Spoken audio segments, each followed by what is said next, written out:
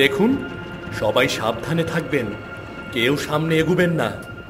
ওর রাগ হলে কি হয় কেউ জানে না। ভয়ের কিছু নেই, আমরা কোনো অপশক্তি খুঁজতে আসিনি, সত্যি খুঁজতে এসেছি। এই পুকুরের নিচে কিছু একটা লুকিয়ে আছে। রাত অনেক হয়েছে, চারপাশ নিস্তব্ধ, শুধু দূরে কোথাও একটা কুকুর মাঝে মাঝে ডেকে উঠছে। বৃষ্টির ধারা হালকা হলেও থামার নাম নিচ্ছে না। পুকুরের জল কালো হয়ে আছে, যেন অনেক পুরনো কোনো কথা চেপে বসে আছে তার বুকে। বাতাসে কাঁচামাটির গন্ধ, গাছগুলো সব দুলে দুলে উঠছে। সেই কাঁপুনি গায়ে যেন কাটার মতো বিচ্ছে। পুকুরের পাশে চারজন দাঁড়িয়ে। ডক্টর আনিস একজন ইতিহাস গবেষক, মীরা তার মেয়ে, রকি স্থানীয় এক ছেলে যে এলাকাটা ভালো করে চেনে, আর সাদিয়া প্রত্নতত্ত্ববিদ, ঘুরে ঘুরে ইতিহাস খোঁজে। এই পুকুরটা 100 বছরের পুরনো। শোনা যায় এখানেই নাকি মাধবী নিখোঁজ হয়েছিল। সেই রাত থেকেই এই পুকুরের ঘাটে কেউ আর আসে না। বাবা, ওই দেখো, ওই বড় গাছটার পাশে কেউ দাঁড়িয়ে আছে মনে হচ্ছে। খুব ভিজে একটা মেয়ে, কিছু বলছে না, শুধু তাকিয়ে আছে। অনেকেই বলেছে ওকে নাকি প্রতিদিনই দেখা যায়, কারো সাথে কথা বলে না, শুধু ঘুরে বেড়ায়। গ্রামের লোক ওকে জলভূত বলে ডাকে। ভয়ের কিছু নেই, আমরা কোনো অপশক্তি খুঁজতে আসিনি, সত্যি খুঁজতে এসেছি। এই পুকুরের নিচে কিছু একটা লুকিয়ে আছে। ঠিক সেই সময় বৃষ্টির শব্দের মাঝখানে পায়ের হালকা ছপ ছপ শব্দ শোনা যায়। একটা মেয়ে ধীরে ধীরে এগিয়ে আসে পুকুরের দিক থেকে। তার জামা পুরো ভিজে গেছে, চুলগুলো চুপচাপ ঝুলছে গাল বেয়ে। মুখটা স্পষ্ট দেখা যাচ্ছে না, কুয়াশা আর ভেজা চুলে ঢাকা। সে কারো দিকে তাকায় না, কিছু বলে না, শুধুই হাঁটছে। ওই তো, আমি কালও ওকে দেখেছিলাম, ঠিক এইভাবেই হাঁটছিল, কোনো কথা বলে না, শুধু ওই ঘাটের দিকে যায়। দেখুন, সবাই সাবধানে থাকবেন, কেউ সামনে এগুবেন না। ওর রাগ হলে কি হয় কেউ জানে না। আমরা এসেছি জানার জন্য, পালিয়ে যাওয়ার জন্য না।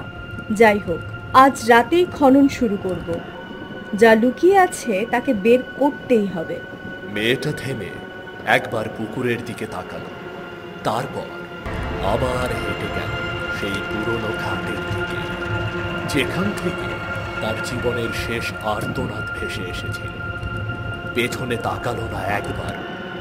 চারজন মানুষ চুপচাপ দাঁড়িয়ে, বুক ধুকপুক ধুকপুক করছে। কেউ কিছু বলে না, শুধু পেছনে ভেজা ছাতা থেকে জল পড়ছে টুপটাপ করে। এই রাত আমাদের জন্য খুব বড় কিছু আনতে চলেছে, হয়তো এক সত্যি, নয়তো এক অভিশাপ। বৃষ্টি একটু কমেছে, কিন্তু চারপাশের পরিবেশ এখনো ভেজা, ভারী আর থমথমে।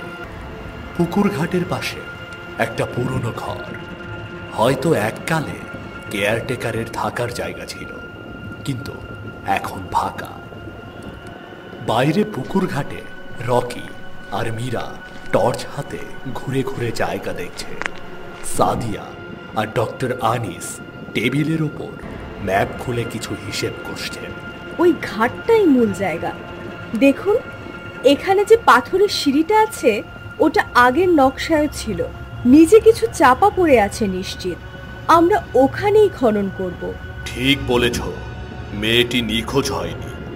আমি নিশ্চিত তাকে জোর করে ডুবিয়ে মারা হয়েছিল। তারপর থেকে এই ঘাটটা অশুভ বলে বন্ধ হয়ে যায়। ইতিহাসে এই দাগগুলো কখনো স্পষ্ট করে কেউ লেখে না, মাটি জানে সব। বাইরে রকি আর মীরা ঘুরে ঘুরে দেখছে। হঠাৎ মীরা থেমে যায়, একটা জায়গার দিকে আঙুল দেখায়। রকি, দেখেছিস ওই বট গাছটার নিচে খুঁটির মতো কি দাঁড়িয়ে আছে? ওরে বাবা, ওই তো, ওই মেয়েটা আবার মাথা নিচু করে দাঁড়িয়ে আছে। না নড়ছে না চড়ছে। দুজনে চুপচাপ দাঁড়িয়ে যায়, কেউ এগোয় না। শুধু টর্চের আলোটা একদিকে স্থির হয়ে জ্বলছে। সেই আলোয় দেখা যায় একজন ভেজা মেয়ে মাথা নিচু করে দাঁড়িয়ে আছে। 1-2 মুহূর্ত পর হঠাৎ সে মাথা তোলে। মুখ স্পষ্ট নয়, চোখ দুটো যেন গভীর কালো গর্ত। ও আমাদের দেখছে, ঠিক আমাদের দিকেই তাকিয়ে আছে। চলো ফিরে যাই, চলো। ভেতরের ঘরে হঠাৎ বাতি টিম টিম করে জ্বলে আর নিভে যায়। বাইরে থেকে এক তীব্র বাতাস ঢোকে ঘরের মধ্যে। ম্যাপটা উড়ে যায় টেবিল থেকে। কি হলো? বাতাস কোথা থেকে এলো এত জোরে? বাইরে কিছু একটা হচ্ছে, ওই দিকে তাকাও। জানালার বাইরে বৃষ্টির ফোঁটার মধ্যে দাঁড়িয়ে সেই মেয়েটি। এবার আরো কাছে, একেবারে পুকুরের ধারে। তার গলা থেকে এক অদ্ভুত গোঙানির শব্দ বের হচ্ছে, যেন কেউ কাঁদছে।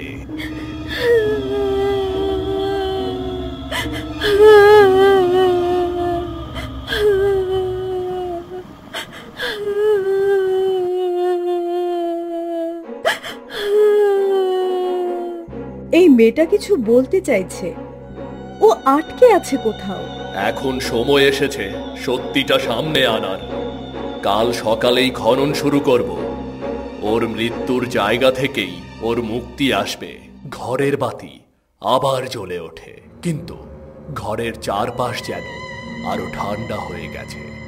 সবাই চুপচাপ। বাইরে দাঁড়িয়ে আছে সেই মেয়েটি, চোখে গভীর অন্ধকার, মুখে কোনো রাগ নেই, কিন্তু তার চুপচাপ দাঁড়িয়ে থাকা যেন বলে দিচ্ছে সে এখনো কিছু চায়। সকাল হয়েছে ঠিকই, কিন্তু রোদ নেই। আকাশ মেঘলা, হালকা কুয়াশা জমে আছে চারদিকে। পুকুর ঘাটে আবার লোকজন এসেছে, হাতে খননের সরঞ্জাম। মাটি আলগা করার জন্য মিস্ত্রিরা খুঁড়তে শুরু করেছে। ঘাটের পাশে বসে আছে রকি, সাদিয়া, মীরা আর ডক্টর আনিস। সবাই কিছুটা চিন্তিত, আবার কৌতূহল রয়েছে চোখে। কাল রাতে যা দেখলাম, ওটা যদি স্বপ্ন না হয়, তবে এই জায়গাটাতে কিছু একটা গোপন আছে। স্বপ্ন না রকি, আমি এখনো ওর ঠান্ডা চোখের দৃষ্টি ভুলতে পারিনি। কিন্তু ওর অতীত তো লুকোনো। জমিদার বাড়ির রেকর্ডেও কিছু লেখা নেই ওই মেয়েটির কথা। এমন সময় মাটির নিচ থেকে একটা আওয়াজ আসে, টুং করে, যেন কিছু ধাতব জিনিসে গিয়ে কোপ পড়ল। স্যার, এখানে কিছু ধাতব জিনিস পাওয়া গেছে, হাঁটুর কাছাকাছি গভীরতায়। একটা পিতলের বাক্স। এটা জমিদারের সময়কার। ভেতরে কিছু কাগজ থাকলে হয়তো আমরা অনেক সত্যিই জানতে পারবো। বাক্সটা খুলতেই ধীরে ধীরে ধোঁয়া বের হয়, কুয়াশার মতো হালকা, আর একসঙ্গে চারপাশে হাওয়া ভারী হয়ে ওঠে, যেন কেউ নিঃশ্বাস ফেলছে পাশ থেকে। তারপর বাক্সের ভেতরে পাওয়া যায় পুরনো ছেঁড়া এক চিলতে চিঠি, এক জোড়া সোনার চুড়ি আর একটা ছোট আয়না। চিঠিতে নাম লেখা, মাধবী। এটা কি সেই মেয়েটার নাম? লেখা আছে, আমার দোষ শুধু ভালোবেসেছিলাম ভুল মানুষকে। ওকে কি তাহলে নিজের জমিদার পরিবারের লজ্জা ঢাকতেই হত্যা করা হয়েছিল?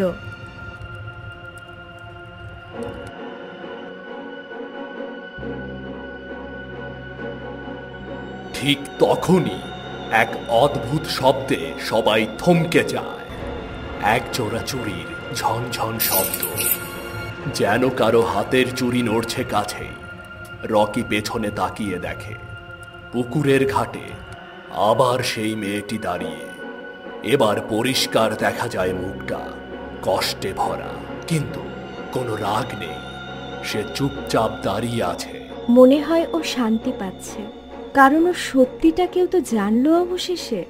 মেয়েটা ধীরে ধীরে হাঁটতে হাঁটতে ঘাটের দিকে এগোয়। তারপর পুকুরের পাশে এসে থেমে যায়। এক ফোঁটা চোখের জল পড়ে, আর তারপর সে ধীরে ধীরে মিলিয়ে যায় কুয়াশায়। রাত নামতেই জমিদার বাড়িটি যেন আবারও নীরব হয়ে গেল।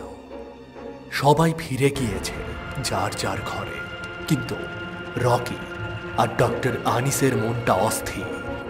ডক্টর আনিসের মাথায় ঘুরছে, চিঠিটা কি পুরনো ছিল?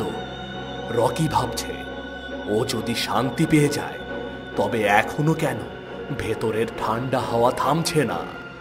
দুজনে মোমবাতি জ্বালিয়ে বসে আছে জমিদার বাড়ির পুরনো লাইব্রেরি ঘরে। দেয়ালে দেয়ালে ধুলো মাখা বই, মাকড়সার জাল, বাতাসে পুরনো কাগজের গন্ধ। এত কিছু ঘটল, কিন্তু এখনো আমার বুকটা হালকা লাগছে না। কিছু যেন একটা চাপা পড়ে আছে। জানিস, পুরনো জমিদাররা তাদের গোপন জিনিস লুকিয়ে রাখার জন্য অনেক সময় দেয়ালের মাঝেই কুটুরি বানিয়ে রাখত। হঠাৎ মোমবাতির আলোটা দুলে ওঠে এক চিলতে বাতাসে। জানালাটা তো বন্ধ।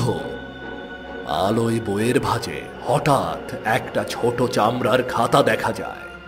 রকি সেটি তুলে আনে। এটা তো জমিদার রাজনারায়ণ রায়ের ব্যক্তিগত ডায়েরি।